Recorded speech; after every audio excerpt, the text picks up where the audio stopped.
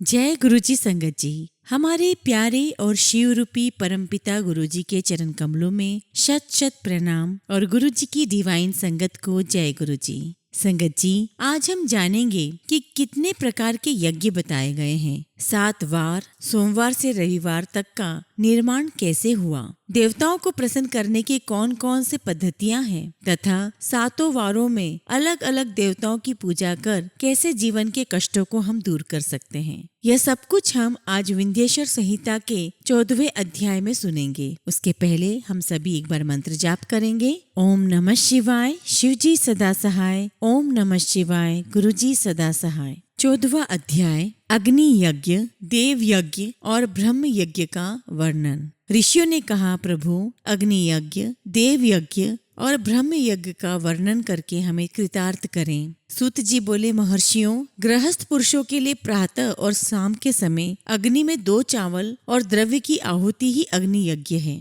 ब्रह्मचारियों के लिए समिधा का देना ही अग्नि यज्ञ है, अर्थात अग्नि में सामग्री की आहुति देना उनके लिए अग्नि यज्ञ है। द्विजों का जब तक विवाह न हो जाए उनके लिए अग्नि में समिधा की आहुति, व्रत तथा जाप करना ही अग्नि यज्ञ है। संगत जी, यहाँ द्विजों का अर्थ मैं आपको समझा देती हूँ। द्विज शब्द का प्रयोग हर उस मानव के लिए किया जाता है जो एक बार पशु के रूप में माता के गर्भ से जन्म लेता है और फिर बड़ा होने के बाद अच्छे संस्कारों से मानव कल्याण हेतु कार्य करने का संकल्प लेता है। द्विजो जिसने अग्नि को विसर्जित कर उसे अपनी आत्मा में स्थापित कर लिया है, ऐसे वानप्रस्थियों और सन्यासियों के लिए यही अग्नि यज्ञ है कि वे समय पर हितकर और पवित्र अन्न का भोजन कर लें। ब्राह्मणों, सायकाल अग्नि के लिए दी आहुति से संपत्ति की प्राप्ति होती है तथा प्रातःकाल सूर्यदेव को दी आहुति से आयु की वृद्धि होती है। दिन में अग्निदेव सूर्य में ही प्रविष्ट हो जाते हैं, अतः प्रातःकाल सूर्य की दी हुई आहुति अग्नि यज्ञ के समान ही होती है। इंद्र आदि समस्त देवताओं को प्राप्त करने के उद्देश्य से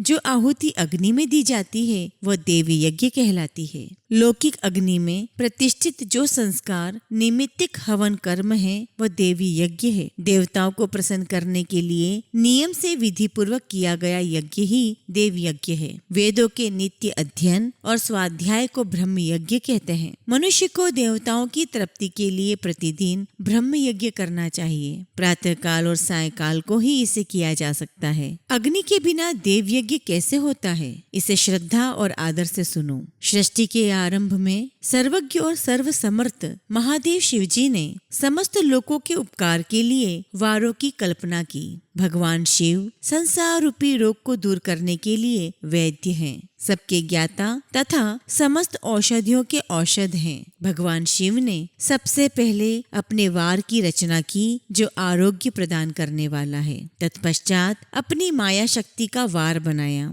जो संपत्ति प्रदान करने वाला है। जन्म काल में दुर्गतिग्रस्त बालक की रक्षा के लिए कुमार के वार की कल्पना की। आलस्य और पाप की निवृत्ति तथा समस्त लोगों का हित करने की इच्छा से लोक रक्षक भगवान विष्णु का वार बनाया। इसके बाद शिवजी ने पुष्टि और रक्षा के लिए आयु करता त्रिलोक सृष्टा परम मेष्टि ब्रह्मा का आयुष कारक वार बनाया। तीनों लोगों की वृद्धि के लिए पहले पुण्य पाप की रचना होने पर लोगों को शुभ अशुभ फल देने वाले इंद्र और यम के वारों का निर्माण किया। ये वार भोग देने वाले तथा मृत्यु भय को दूर करने वाले हैं। इसके उपरांत भगवान शिव ने 7 ग्रहों को इन वारों का स्वामी निश्चित किया। ये सभी ग्रह नक्षत्र ज्योतिर्मय मंडल में प्रतिष्ठित हैं। शिव के वार के स्वामी सूर्य हैं। शक्ति संबंधी वार के स्वामी सोम, कुमार संबंधी वार के अधिपति मंगल, विष्णु वार के स्वामी बुध, ब्रह्मा जी के वार के स्वामी बृहस्पति,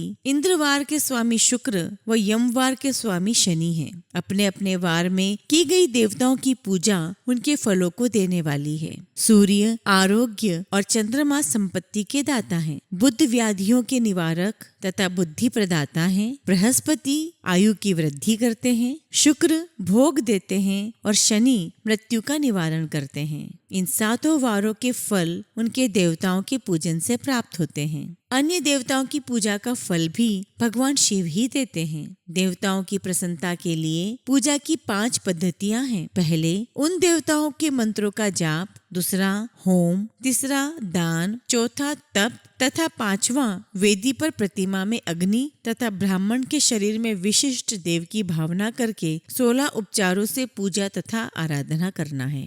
दोनों नेत्रों तथा मस्तक के रोग में और कुष्ठ रोग की शांति के लिए भगवान सूर्य की पूजा करके ब्राह्मणों को भोजन कराए। इससे यदि प्रबल प्रारब्ध का निर्माण हो जाए तो जरा एवं रोगों का नाश हो जाता है। इष्ट देव के नाम मंत्रों का जाप वार के अनुसार फल देते हैं। रविवार को सूर्य देव व अन्य देवताओं के लिए तथा अन्य ब्राह्मणों के लिए विशिष्ट वस्तु अर्पित करें। यह साधन विशिष्ट फल देने वाला होता है तथा इसके द्वारा पापों की शांति होती है। सोमवार को संपत्ति व लक्ष्मी की प्राप्ति के लिए लक्ष्मी की पूजा करें तथा पत्नी के साथ ब्राह्मणों को घी में पका अन्न भोजन कराएं। मंगलवार को रोगों की शांति के लिए काली की पूजा करें। उड़द, मूंग और अरहर की दाल से युक्त अन्न का भोजन ब्राह्मणों को कराएं। बुधवार को दधी युक्त अन्न से भगवान विष्णु का पूजन करें। ऐसा करने से पुत्र मित्र की प्राप्ति होती है।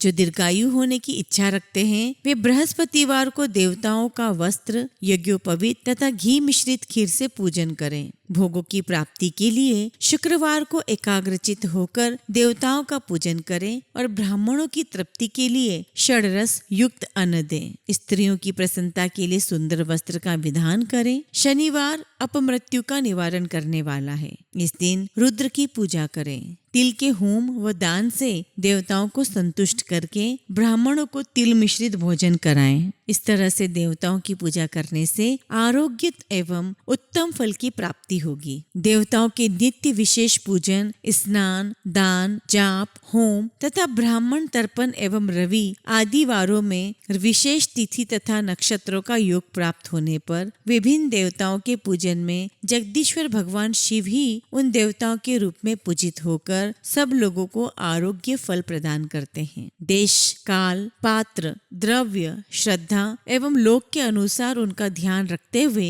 महादेव जी आराधना करने वालों को आरोग्य आदि फल देते हैं। मंगल कार्यों के आरंभ में और अशुभ कार्यों के अंत में तथा जन्म नक्षत्र के आने पर गृहस्थ पुरुष अपने घर में आरोग्य की समृद्धि के लिए सूर्य ग्रह का पूजन करें। इससे सिद्ध होता है कि देवताओं का पूजन संपूर्ण अभिष्ट वस्तुओं को देने वाला है। पूजन वैदिक मंत्रों के अनुसार ही होना चाहिए। शुभ फल की इच्छा रखने वाले मनुष्य को 7 दिन अपनी शक्ति के अनुसार देव पूजन करना चाहिए। निर्धन मनुष्य तपस्या व व्रत आदि से तथा धनी धन के द्वारा देवी देवताओं की आराधना करे। जो मनुष्य श्रद्धा पूर्वक इस तरह के धर्म का अनुष्ठान करता है वह पुण्य लोक में अनेक प्रकार के फल भोग कर पुनः इस पृथ्वी पर जन्म ग्रहण करता है। धनवान पुरुष सदा भोग सिद्धि के लिए मार्ग में वृक्ष लगाकर लोगों के लिए छाया की व्यवस्था करते हैं और उनके लिए कुएं, बावली बनवाकर पानी की व्यवस्था करते हैं। वेद शास्त्रों की प्रतिष्ठा के लिए पाठशाला का निर्माण या अन्य किसी भी प्रकार से धर्म का संग्रह करते हैं और स्वर्ग लोक को प्राप्त होते हैं। समय अनुसार पुण्य कर्मों के परिपाक से